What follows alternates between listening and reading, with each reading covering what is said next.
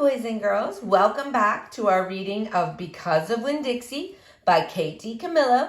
So today we're going to read Chapter 3. So sit back, relax, and enjoy Chapter 3.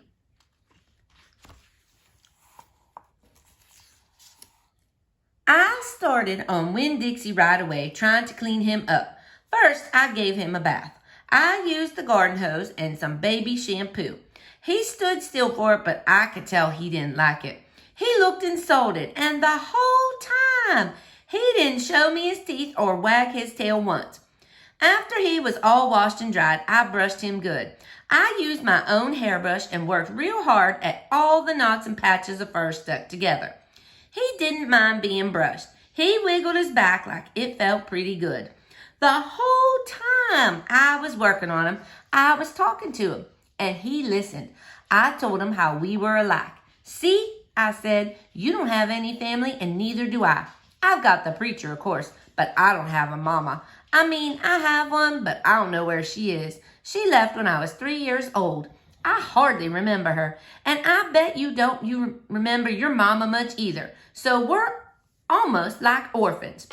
Winn-Dixie looked straight at me when I said that to him, like he was feeling relieved to finally have somebody understand his situation. I nodded my head at him and went on talking.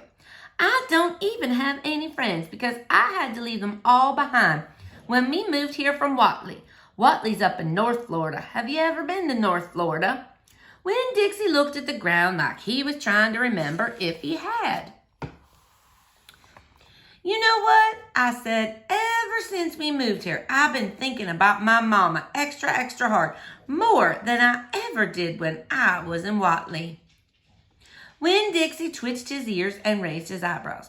I think the preacher thinks about my mama all the time, too. He's still in love with her. I know that because I heard the ladies at the church in Watley talking about him.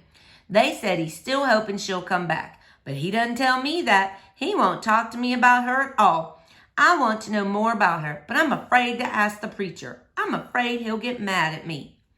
Winn-Dixie looked at me hard like he was trying to say something. What? I said. He stared at me. You think I should make the preacher tell me about her? Winn-Dixie looked at me so hard he sneezed. I'll think about it, I said. When I was done working on him, Winn-Dixie looked a whole lot better. He still had his bald spots, but the fur that he did have cleaned up nice. It was all shiny and soft. You could still see his ribs, but I intended to feed him good, and that would take care of that. I couldn't do anything about his crooked yellow teeth because he got into a sneezing fit every time I started brushing them with my toothbrush, and I finally had to give up.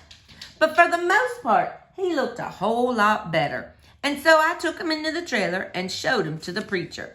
Daddy, I said. He said. He was working on the sermon and kind of muttering to himself. Daddy, I wanted to show you the new Winn-Dixie. The preacher put down his pencil and rubbed his nose, and finally he looked up. Well, he said, smiling real big at Winn-Dixie. Well now, don't you look handsome?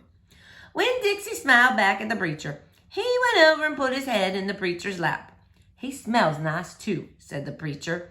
He rubbed Winn-Dixie's head and looked into his eyes. Daddy, I said real quick before I lost on my nerve, I've been talking to Winn-Dixie. Is that right? The preacher said. He scratched Winn-Dixie's head. I've been talking to him and he agreed with me that since I'm 10 years old, you should tell me 10 things about my mama. Just 10 things, that's all. The preacher stopped rubbing Winn-Dixie's head and held real still.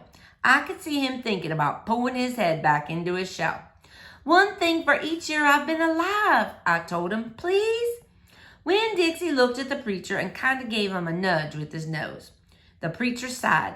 He said to Winn-Dixie, I should have guessed you were going to be trouble.